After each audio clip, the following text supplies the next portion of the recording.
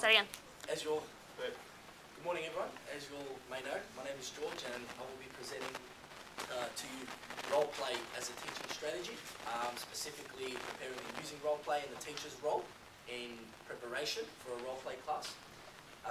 Just quick show of hands, who actually implemented role play during their practicum? Okay, so about half.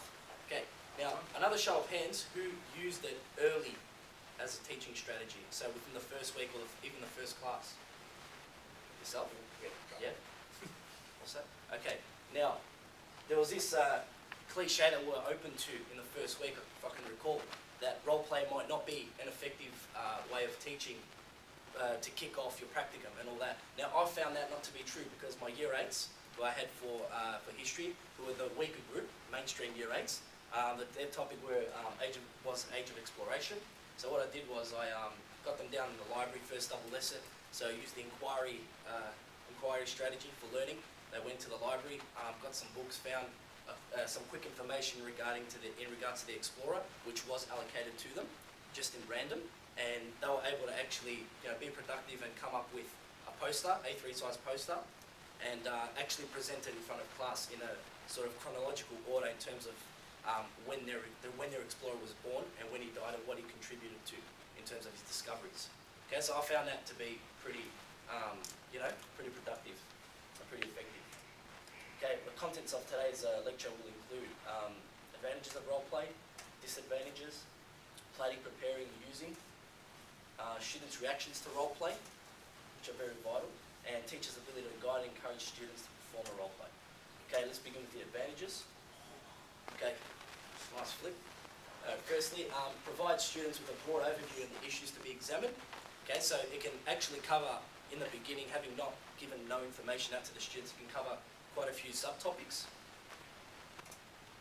Motivates them to become involved in learning, so by actively contributing in a role play, that engages students immediately. Changes lesson content from information to experience. So as we know, even with ourselves, being ex-high school students and all, we obviously learn from experience sometimes better than what we do as opposed to stimuli being thrown at us all the time, either from a whiteboard or just the teacher giving direct instruction. Fourth point, it can be a satisfying way to conclude a unit of study, consolidating the issues that have gone before. Okay, so once again, it's good in bringing the main threads together. Okay, in a broader sense. Okay, some of the disadvantages. Role plays can become entertaining ends in themselves rather than vehicles for learning. Okay, students may find this as an opportunity to muck around, as we all know, seen as their maturity levels are low, particularly in year 8 students. And obviously they may overlook some vital information, which can be key to the learning outcomes, can be important to the learning outcomes. We can oversimplify the situation being investigated. So a lot can remain uncovered. Can be time consuming, so the pacing of the lesson is obviously important from the teacher's perspective. Fourth point, it's obviously a risk, as we all know. It's either going to be very successful or it's going to be a total failure. Okay, so that in saying that, some students may be more engaged than others, or some just might be disengaged totally. It can cause students to become emotionally over-involved.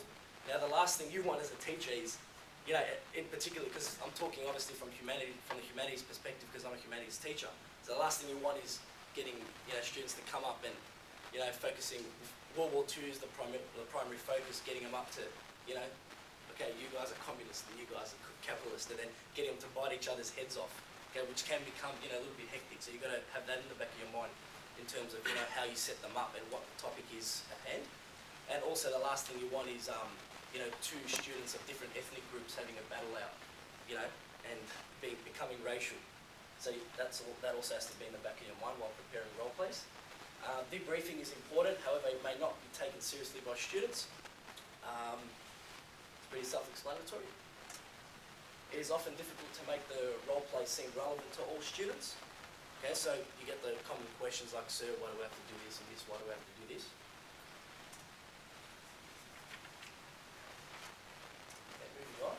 Preparing and using. Okay, Killen outlined 7 key points in terms of preparing and using role play. First one, decide what learning outcomes are to be achieved both by the protagonist protagonists and the observers. Okay, so firstly, obviously for yourself, so you know what the learning outcomes are what learning outcomes are to be achieved, and secondly, to enforce that onto the people playing the role play, the students conducting themselves in the role play, or in even the observers, because they have an equally as vital role as what the protagonists do. Prepare the resource materials, so ensure that all the students have relevant materials. Third point, select protagonists and brief them on their roles. Okay, so basically inform them what is expected. Okay, so as we all know, we don't like to be thrown as students into the deep end with having no guidance whatsoever. Okay, fourth point, debrief observers on their roles before before you stage the performance. Then stage the performance. And then finally, once again, debrief the protagonists and observers. Okay, so do this by either questioning, okay, and another way you can do it is either by setting up a review activity, a question sheet, and etc., etc. Oh, and finally, check that learning outcomes are actually achieved. Okay, students' reactions to role play. Okay, once again, this is a commonality among students feeling this way by being watched by their peers. Okay, that some of them don't like to be placed on the stage. Okay, second one, using their voices in front of peers. Public speaking might be an issue to some students. Using body movements, posture, facial expressions and gestures that are not natural to them.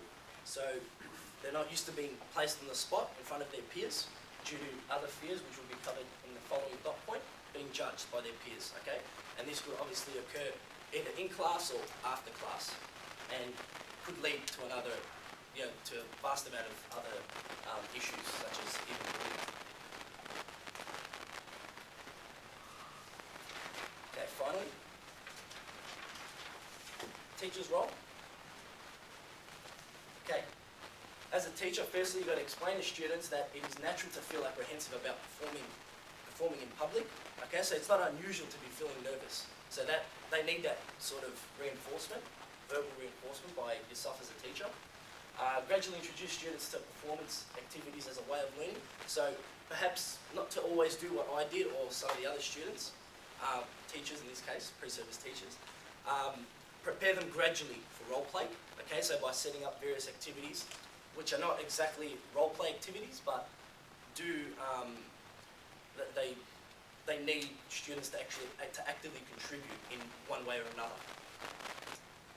Okay, select more confident or willing students to play leading roles.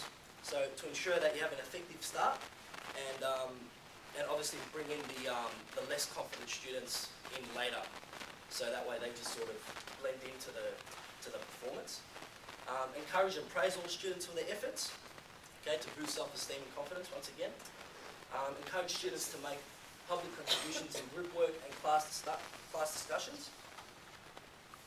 And finally, use ICT if possible to build students' confidence and role play skills. So either by, probably the only way to do that is probably by getting them to do a online role play. There are many which I actually came across as well, but didn't have enough time to actually implement. Okay. Finally, I've just ended it with a fun slogan. Will you take the initiative to challenge yourself? If yes, then role play is the way.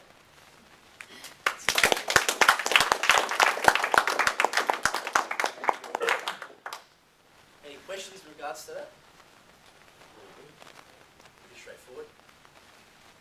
What about that heading transition, George, at the start?